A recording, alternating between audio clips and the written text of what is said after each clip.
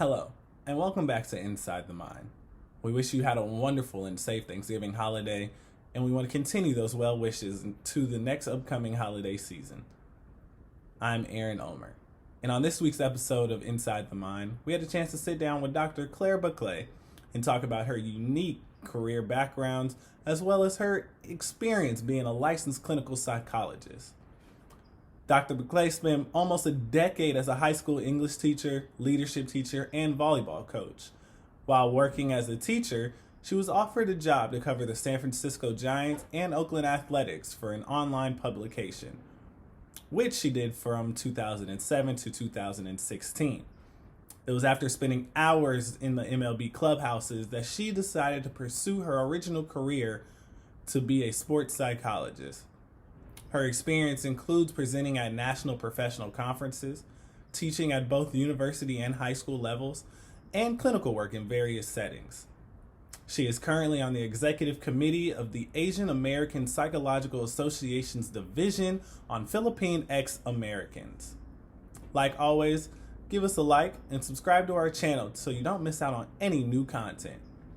That being said, let's take a dive inside the mind of Dr. Baclay. So to start off all of our episodes, we like to give you the opportunity to kind of give your personal definition of what sport and performance psychology is and kind of why it's important for athletes, performers, and even the everyday person. Sports psychology. So the study of the cognitions, behaviors, and emotions in the context of sport. I think that's just the general definition of how we look at it. We look at it with mental skills, how certain states affect our performance.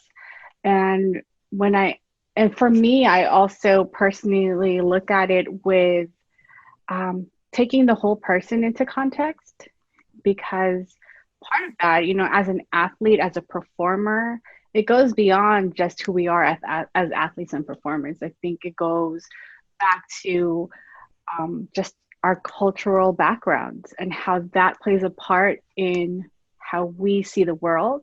We may all be on the same team, have totally different experiences because what we bring into the field. So you originally didn't start in psychology. It was a different path prior to the switch. So can you kind of go into what that path was prior and kind of what made you realize that you wanted to switch to psychology? Okay. Well, I started with psychology. I went to UC Davis. I got my degree, my bachelor's degree in psychology. And during my time in college, I began to be involved with community organizations. I started volunteering with a music program in Vallejo. And so during that time, I worked with kids with drumline, and it was something that I really enjoyed and saw so much value in putting into your community. And so I did that throughout college. I also joined a sorority, a Filipino sorority, with the focus on helping the plight of Filipino veteranos. And so again, I was just really embedded in the community. And so once I graduated, I felt like, wow, okay, I had this privilege of having a degree. How do I give that back? And so what I wanted to do is I went to teaching, which was totally unrelated to my degree. But I was like, my English teachers in high school showed me that I had a voice. So I want to do that too. So I began teaching. I told myself I would just do this for a little bit. This is my way to give back, was to teach high school English in communities that were underserved, lower SES communities. And I did that with the intention, a couple of years, stayed there for about 9 or 10, something like that. And from there, I knew it wasn't the end. That's not where I wanted to end up. But so what I did, which is another shift, I decided to take classes. I took a journalism class, and one of the assignments was to try to, I think, find some place to insert yourself, almost like to do a little journalism piece. During that time, there was this little startup called little startup called Bleacher Report. And I was like, oh, look, they're looking for editing interns. Let me just, let me do that for the credit in this class. I did that. I was an editing intern for Bleacher Report when they were not what they are today. And they said, hey, you know what? In addition to editing, we want you to write. And so I was like, oh, okay, this is new. But I did it. I covered a motorcycle race. And then I was like, hey, this is kind of fun. And then step by step, I started doing other things. I covered postseason MLB, and all while being a teacher. And that led to another gig where I was covering the Giants consistently. So I had a season credential to cover the Giants. And that led me to being in the clubhouses and seeing what the athletes were experiencing. And for me, I was catching on to certain themes. And there's a specific athlete that had a really bad year, came back, had a phenomenal year. And I always wondered, what was happening there. And I started to notice a change in what he was talking about. He started talking about mindfulness. He started talking about being in the present. All these terms, I was like, oh, something's happening here. I'm going to be a part of that.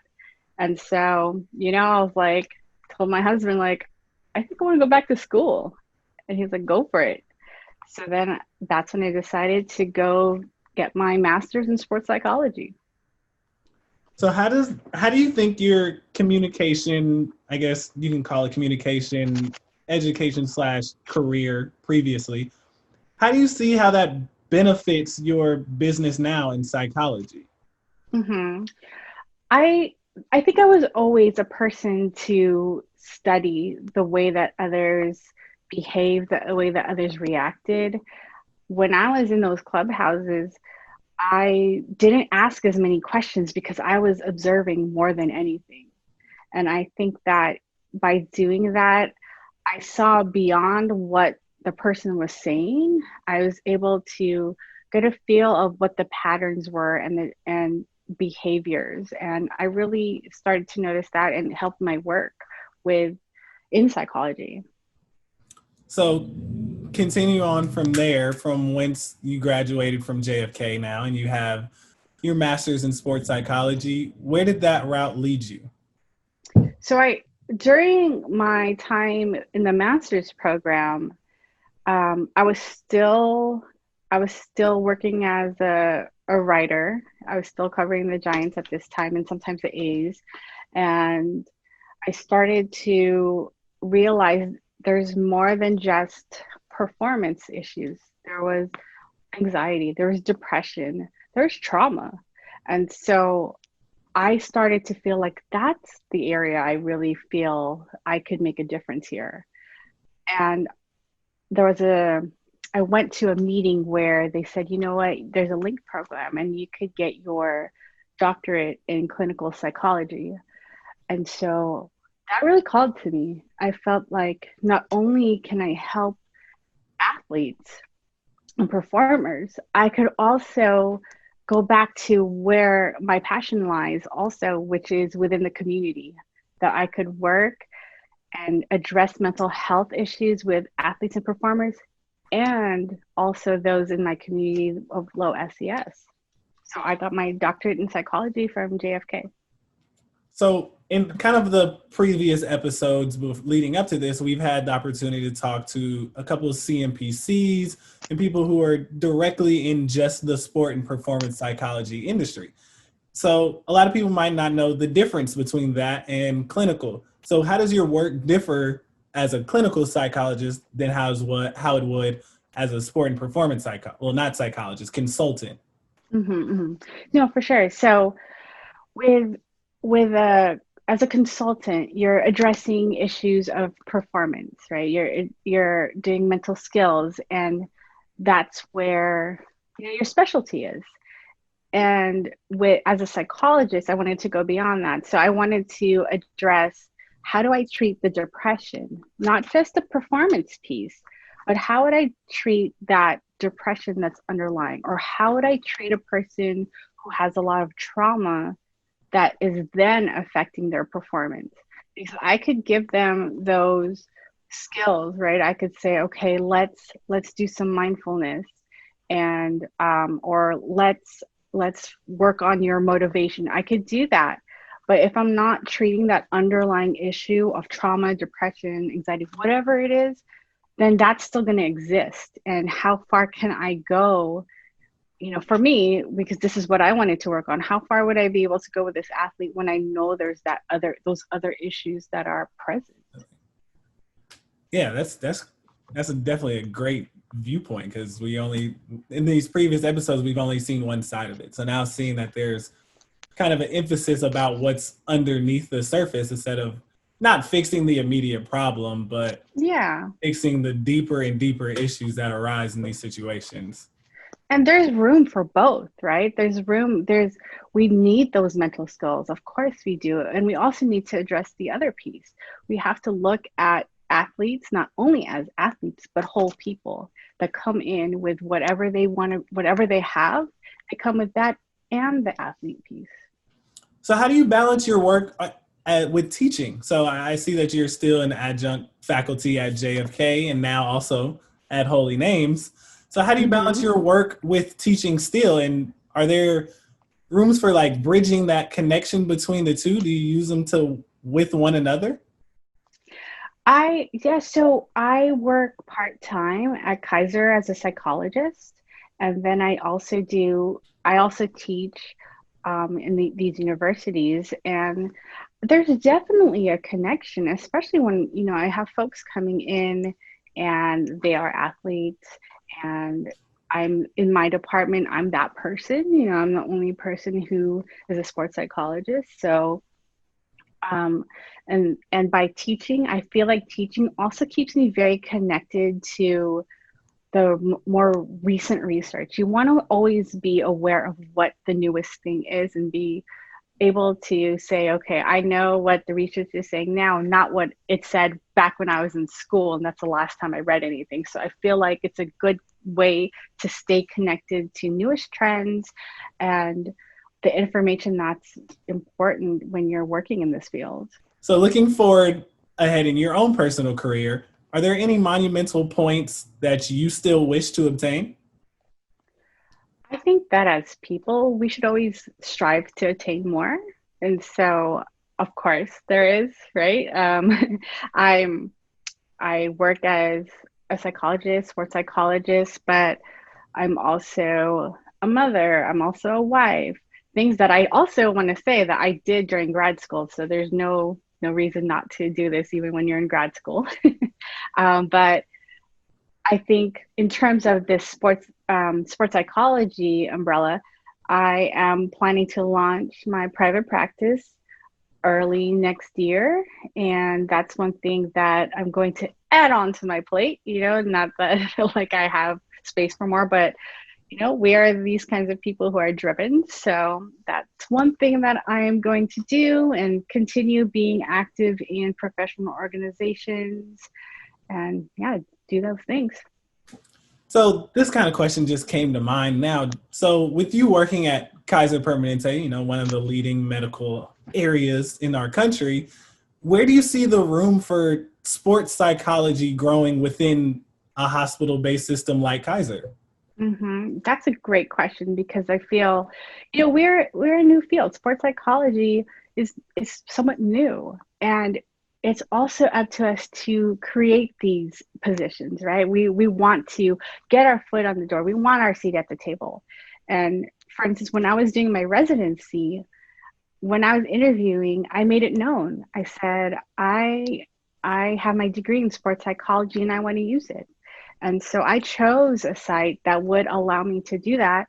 And within Kaiser, not a lot of people know this, but in Kaiser, there's a teen sports concussion clinic. So during my residency, I worked in that clinic in the capacity as someone with a sports psychology background, helping athletes and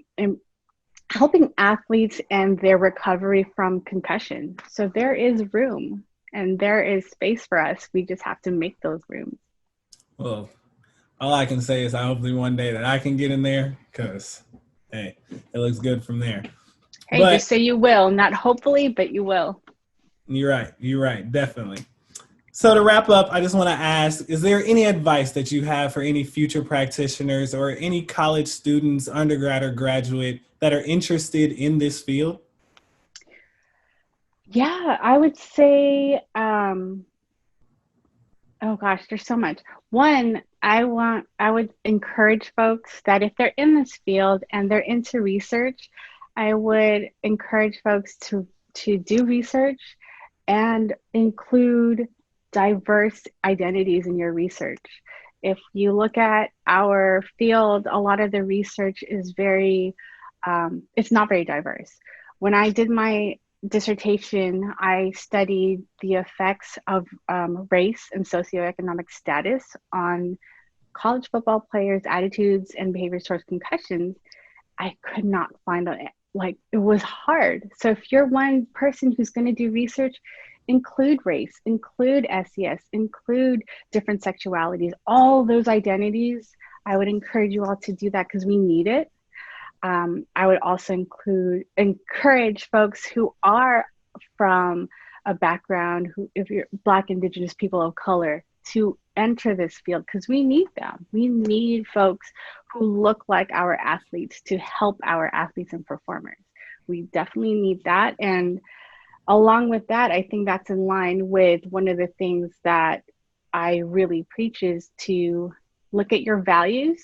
And when you're going through this process in this field and figuring out your career, your education, what do you value? And use that as a compass towards where you want to go. And I think the last thing is make this accessible.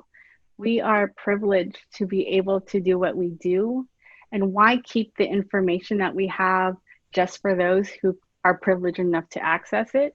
So if you can go into communities who don't have this, to go to schools who can't afford a mental performance consultant, do that, because that's how we lift others up when we are able to be up here getting these degrees and working in these jobs.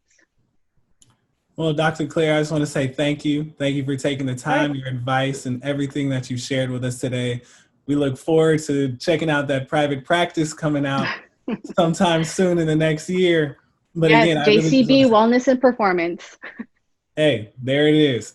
But There it is. I just want to say thank you for taking the time to do this, and we really appreciate you. Thank you.